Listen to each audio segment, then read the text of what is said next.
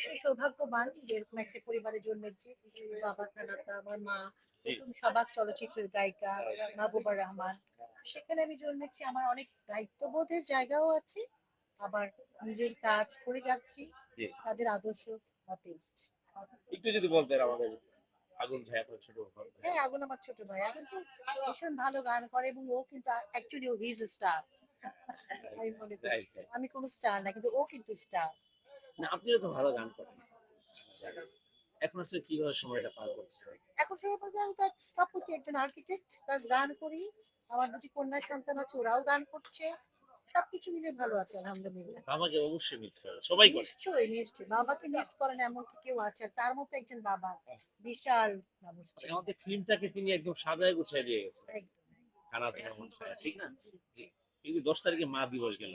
মা জি। দিবস, বাবা দিবস একই কথা। মাকে তো হ্যাঁ, অবশ্যই ভালোবাসেন।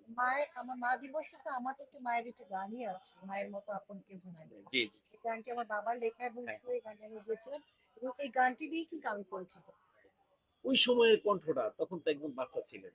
একদম আসলে শিশু শিল্পী এবং রাজকণ্ঠ। সত্যি।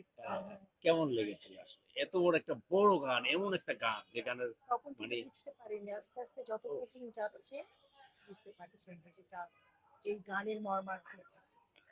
সত্যি। একটা কলি বলা যায় একটা লাইন শুনি। একটা লাইন মায়ের মতো আপন কেহ নাই রে, মায়ের মতো আপন কেহ নাই। Thank you. থ্যাংক ইউ, দেখা হবে, হ্যাঁ।